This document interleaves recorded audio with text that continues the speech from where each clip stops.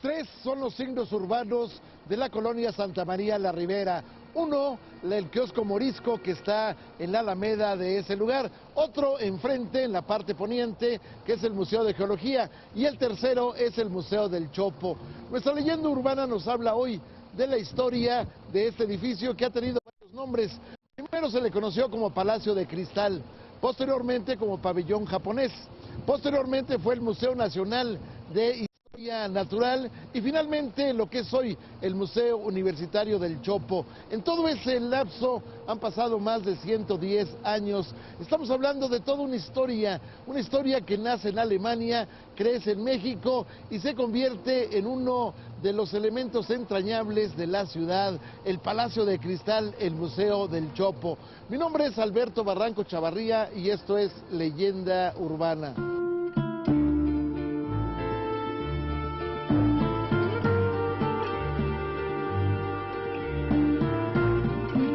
Bienvenidos a este programa de Leyenda Urbana y en este momento me encuentro dentro de las instalaciones de lo que es el cascarón de lo que conocemos como el Museo del Chopo, que en alguna vez fue el Museo de Historia Natural de nuestro país, una estructura bellísima que llega a la Ciudad de México a comienzos del siglo XX con el mejor estilo de lo que se usaba en Alemania en esos tiempos. Quédese con nosotros aquí en Leyenda Urbana y no olvide de escribirnos a leyendaurbana@proyecto40.com.mx o de entrar a nuestra página web www.proyecto40.tv o también de escribirnos a Facebook o a Twitter. Comenzamos.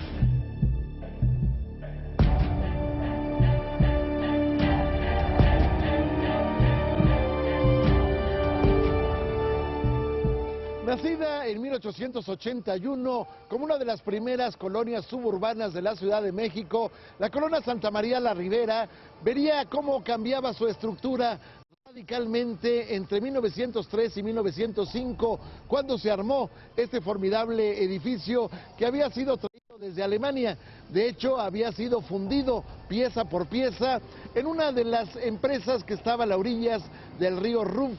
Esta empresa siderúrgica, bueno, pues había hecho lo que se consideró en aquel entonces una obra de arte, aparentemente como parte del escenario de una exposición internacional que después, por algunas circunstancias, se le vendería a México. La estructura sería armada en un terreno que había comprado el señor José Landero y Cos. José Landero y Cos había creado en el año de 1900, concretamente el 27 de abril, una empresa de nombre Compañía Mexicana de Exposiciones Permanentes.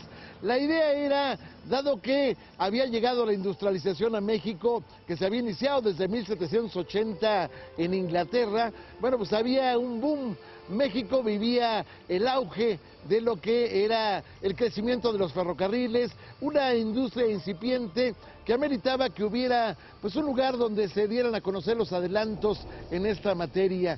El asunto lo impulsaba básicamente los llamados positivistas, que en México eran conocidos como los científicos, es decir, aquellos que veían en la ciencia la posibilidad de solucionar todos los problemas humanos. José Ives Limantur fue, vamos a decir, el artífice de este proyecto. Sin embargo, en 1905 el sueño se acabó.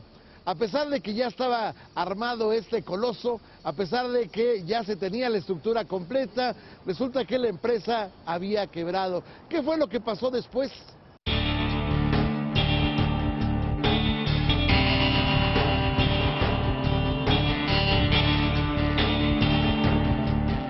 Como ven, estamos dentro de este maravilloso cascarón, que hoy ya no es cascarón porque ya tiene una estructura pues maravillosa por dentro del Museo del Chopo. Y para hablarnos un poquito de la estructura y del museo como tal, está con nosotros el jefe del Centro de Documentación, Enrique Arriaga. Muchísimas gracias por estar con nosotros aquí en Leyenda Urbana. ¿Por qué consideras que esta estructura se volvió como un lugar pues alternativo? Bueno, confluyeron varios factores. Primero sí tiene que ver como la ubicación geográfica dentro de la ciudad, ¿no? Es un espacio que, además de estar ubicado en una colonia histórica, con una historia, o sea, como de las primeras colonias que se fundaron en la ciudad, sí. bueno, más allá de eso, creo que este espacio como de alguna manera era una contraparte a toda la cultura que se estaba gestando, por ejemplo, en Coyoacán o en otros espacios que tenían, digamos, como una connotación mucho más elitista, ¿no? Este era un espacio como mucho más incluyente en ese momento en términos geográficos. Pero además de eso, creo que las gestiones que estuvieron a cargo del museo, por ejemplo, cuando se invita al museo a hacer cuando se invita a la gente del Tianguis a entrar al museo y a llevar a cabo el trueque dentro del museo, pues fue una iniciativa de la escritora Ángeles Mastretta, ¿no? Entonces también creo que tuvo que ver mucho como los agentes culturales en ese momento que permitieron o que impulsaron ese tipo de iniciativas porque vieron que atraía a muchísimos públicos, ¿no? Por otro lado, además de eso, pues como tú dices, la arquitectura, la estética de esta estructura, como del Jugendstil alemán, creo que es también muy importante porque de alguna manera representa como toda esta escena como mucho, o sea, por un lado tiene esta cosa como casi de estructura como eclesiástica, ¿no? Pero también creo que representa, o sea, tiene como, digamos que es como una especie de ícono o una especie de como de referente visual muy importante.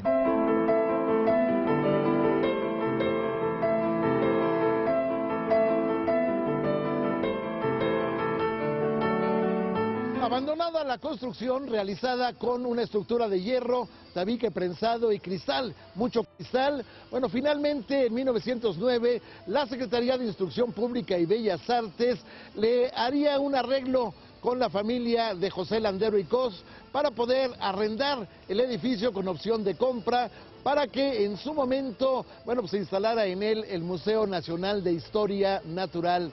La idea era que, bueno, pues fuera el edificio más moderno en un museo que también fuera el más moderno de México. Sin embargo, bueno, pues en 1910, al fragor de los festejos del centenario del inicio de la independencia de México, el pueblo de Japón enviaría a nuestro país una exposición impresionante de maquinaria, de equipos, desde luego de cultura, de arte, y en este entorno, bueno, se decidió que el lugar más apropiado para presentar esa exposición sería lo que se conocía como el Museo del Chopo, y bueno, pues o el Palacio de Cristal. En ese momento, bueno, pues se abría la posibilidad de que la gente nombrara a este lugar como el pabellón japonés. La exposición fue tan impresionante que duraría 2 años.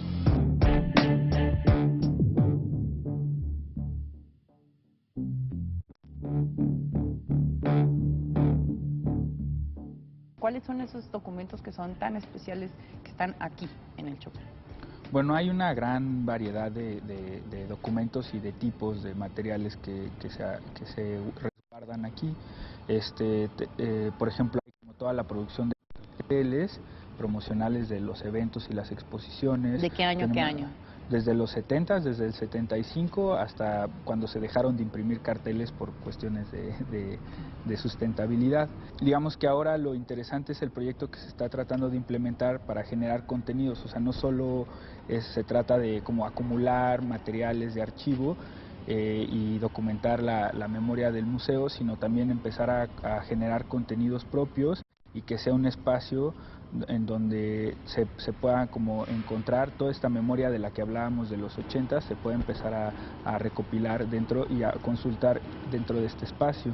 Entonces, y lo interesante de esto es que además se puede consultar todos los materiales que están en físico en la mediateca en línea, entonces entrando a la página del museo, que es www.chopo.unam.mx, se puede consultar todo el material que está digitalizado y listo para consulta.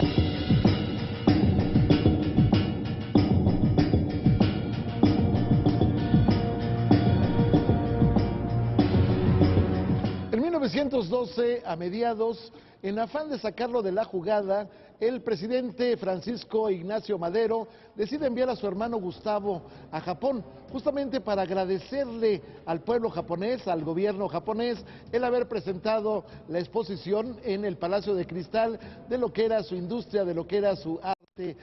Pues en este caso, el viaje se frustra porque en el camino justamente Gustavo Madero, el hombre que había perdido un ojo y tenía un ojo de vidrio, se entera de que se prepara una conspiración para asesinar a su hermano. Él se regresa, finalmente ni siquiera alcanza a llegar a Monterrey, él se regresa en este escenario y finalmente esto le costaría la vida.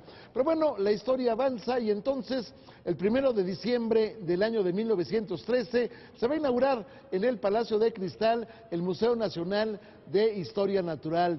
Todo un escenario, vamos, que había revolucionado lo que era el primer museo de México, lo que era el Museo Nacional, que estaba en donde alguna vez estuvo la Casa de Moneda al interior del Palacio Nacional.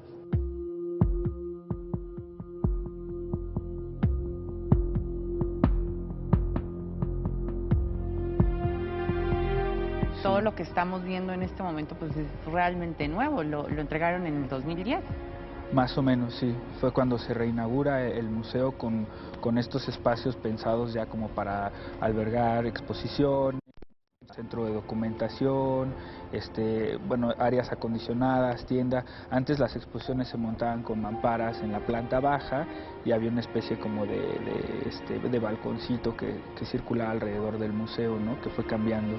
Pero ahorita pues ya se instala este nuevo edificio dentro del edificio y permite como abrir nuevos espacios para exposiciones con ciertas condiciones, ¿no? Climáticas, de luz, etcétera, como mucho más reguladas. Nosotros nos vamos a un corte comercial, pero seguimos aquí en Leyenda Urbana.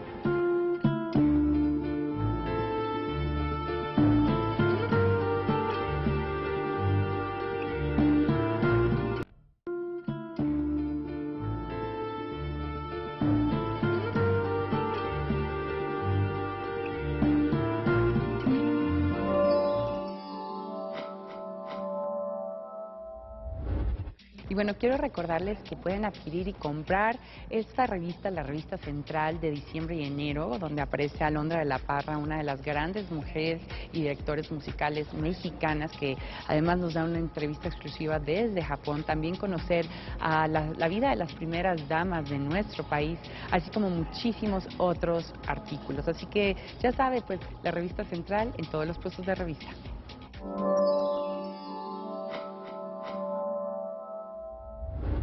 Bueno, este nuevo museo se va a inaugurar solemnemente por el secretario de Instrucción Pública de aquel entonces, Nemesio García Naranjo. Ahí estaba también Ezequiela Chávez, el rector de la Universidad de México. En este escenario, bueno, pues llega toda una transformación, repito, de la museística nacional. De pronto, bueno, pues vamos a encontrar 4 secciones. Una de botánica enriquecida por tantas y tantas esfuerzos que se habían hecho en México para promover este escenario de las plantas. Había habido una real expedición botánica, había habido gente, un señor de apellido Longinos, que había creado un pabellón botánico en la calle de Plateros número 89. Bueno, con todas esas colecciones se va a integrar pues una parte de botánica del museo, pero había otro de zoología. En el de zoología había elementos que en su momento causaron el asombro de la gente. Vamos, había, por ejemplo, animales que tenían accidentes de carácter científico. Por ejemplo, un carnero con dos cabezas. Por ejemplo, un perro con 7 patas. Había también elementos de carácter geológico. Bueno, pues había minerales que después pasarían al Museo Nacional de Geología. Había también elementos de carácter mineralógico.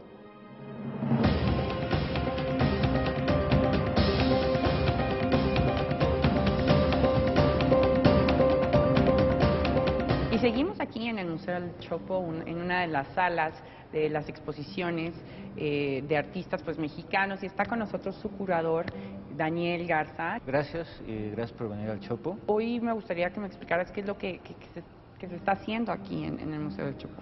Sí, bueno, en cuestión de un mes, un poco más, un mes y medio, empezamos con la programación del 2013, en la que intentamos un poco regresar a la vocación original, o por lo menos más reconocida, de este espacio, que tiene que ver un poco con arte experimental, arte que generalmente no entra dentro de las categorías más tradicionales como de pintura, escultura, prácticas que tienen que ver con animación, arte sonoro, artes escénicas, performance y arte-acción, por decirlo de alguna forma.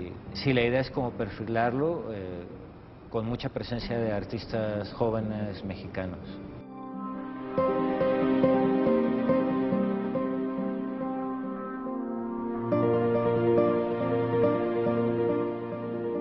Ahí estaban, bueno, pues todos los muestrarios que en su momento habían logrado reunir los grandes mineros del país. Ahí estaba también una sección de biología. Pero bueno, el museo logra concitar un interés impresionante, sobre todo a partir de la década de los 30, cuando llega el esqueleto de un dinosaurio. Este esqueleto fue donado al museo por la viuda de Andreu Carneix. Este hombre, este científico, bueno, pues había reproducido hueso por hueso este esqueleto de de un dinosaurio jurásico y se había reconstruido aquí. Aquí también estaba un esqueleto de un mamut, bueno, un elefante gigante asiático que en su momento, bueno, parecía que se enfrentaba el dinosaurio y el mamut o el elefante gigante. La situación era que alrededor, bueno, pues había una gran cantidad de aves disecadas. Parecía que estábamos en un lugar mágico en donde por todos lados brotaban pájaros, por todos lados brotaban plantas y por todos lados brotaban olores a formol.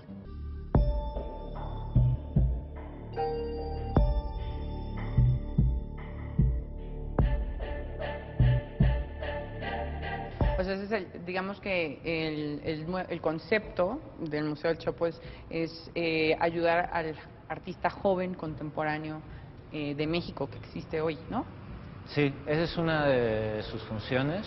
Obviamente también dentro de nuestro programa intentaremos reevaluar el trabajo de muchos artistas desde la década de los 60 y 70 que su práctica se inscribe dentro de la vocación del Chopo y que en muchas ocasiones, en distintos casos, han sido un poco como olvidados de los circuitos, del circuito de museos y exposiciones. Entonces sí hay un enfoque en artistas jóvenes, pero también en artistas de otras generaciones, mucho también en arte local, artistas mexicanos, pero también artistas internacionales. ¿Cuánto acervo hay? ¿Cuántas piezas tienen ustedes aquí? Nosotros tenemos una colección con un poco más de 300 piezas y estas piezas también empezarán a ser presentadas y conocidas por el público a partir de este año dentro de nuestro programa de exposición, aunque nuestro fuerte es un programa de exposiciones temporales.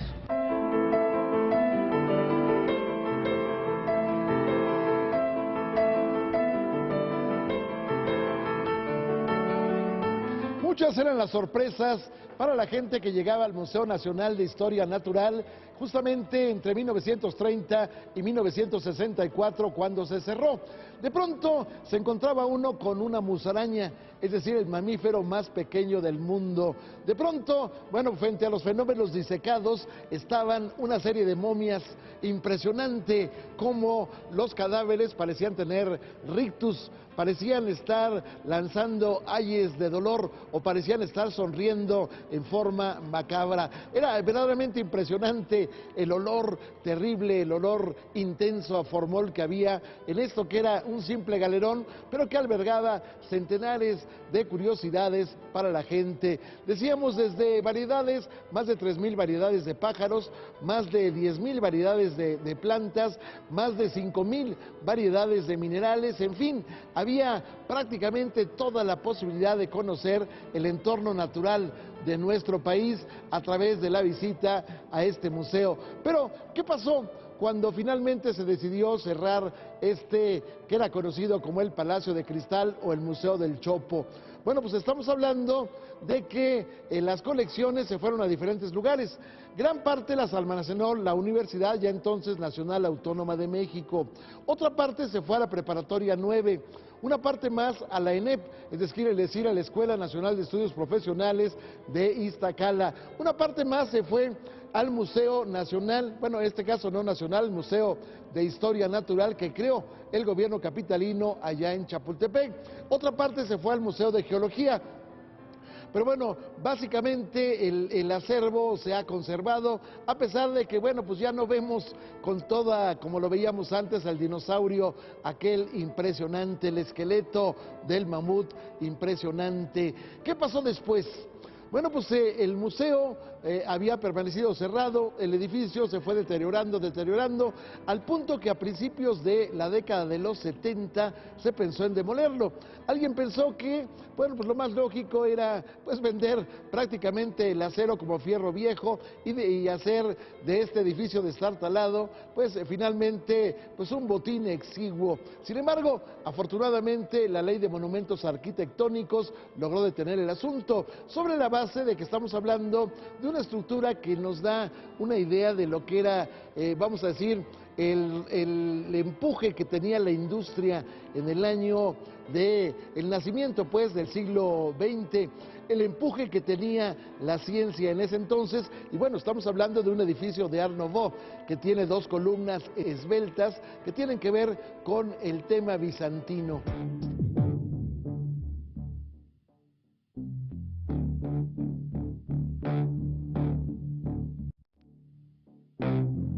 Cuéntame también cuáles están buscando nuevos artistas, o sea, ¿apoyan artistas nuevos o eso no es uno de los proyectos que tiene el museo? Sí, claro, o sea, hacemos investigación, vamos a las escuelas, recibimos carpetas de distintos artistas, no solamente del DF, también de provincia nos mandan carpetas y sí, siempre nos estamos tratando como de mover e indagar para encontrar y ver el trabajo de nuevos artistas, algunos de ellos pues recién egresados y de las carreras, por ejemplo, otros inclusive aún estudiando. Pues muchísimas gracias, Daniel, por estar con nosotros aquí en Leyenda Urbana y seguimos en el Museo del Chopo.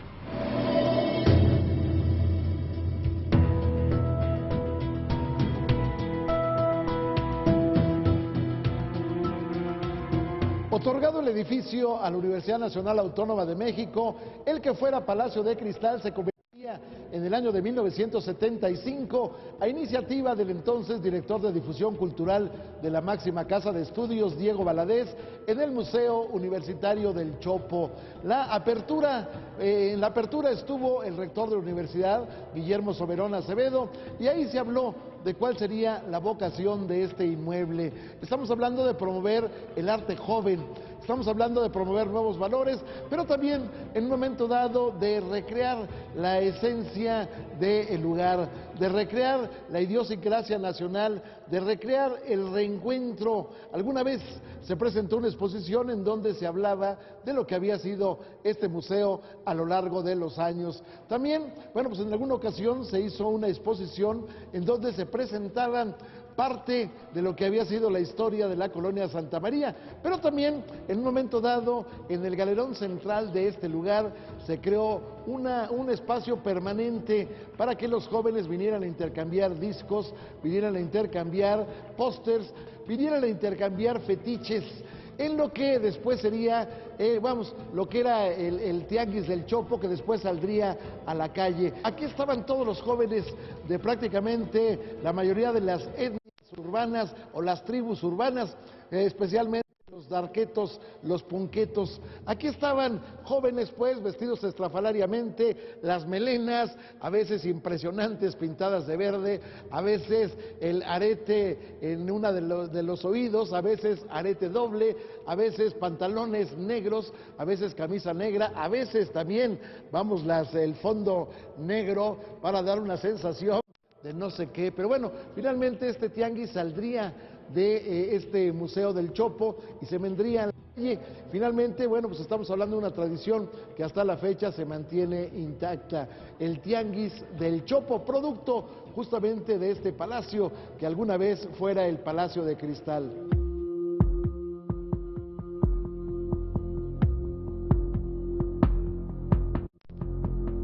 Mucha de la escena gótica y dark y punk se reunía aquí hacían como sus conciertos, hubo conciertos legendarios como The Cranes, ¿no?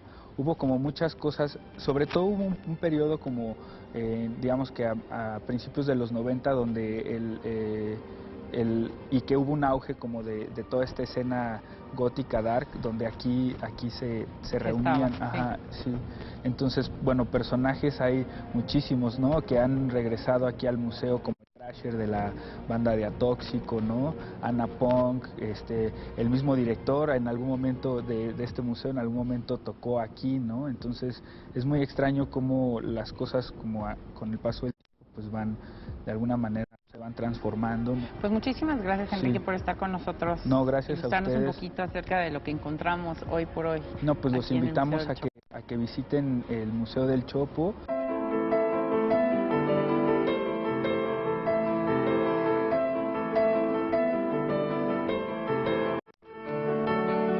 Desde 1975 a la fecha, este coso ha tenido muchas remodelaciones. También, bueno, pues ha tenido varias transformaciones en su estructura, varias transformaciones en su mando. Por ejemplo, si la primera directora fue Elena Urrutia, también pasó por este lugar la escritora Ángeles Mastretta.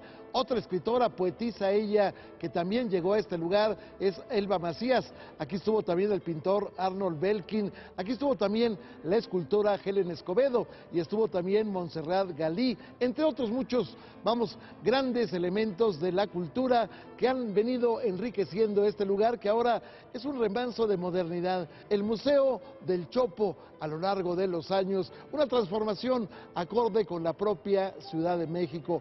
Gracias por haber estado con nosotros en este programa. Lo invito el próximo sábado a las 9:30 de la noche para que nos acompañe en una edición más de Leyenda Urbana. Mi nombre es Alberto Barranco Chavarría y le deseo la mejor de las noches. Y despedimos nuestro programa de Leyenda Urbana aquí desde el Museo del Chopo, un lugar que invito a todos a que vengan a visitar, sobre todo para que conozcan las nuevas instalaciones que pues fueron inauguradas hace muy poco tiempo, y también para que vengan a conocer a estos nuevos artistas que están siendo apoyados por este museo, que ha manejado la vanguardia de todos los artistas y todos los jóvenes de nuestro país.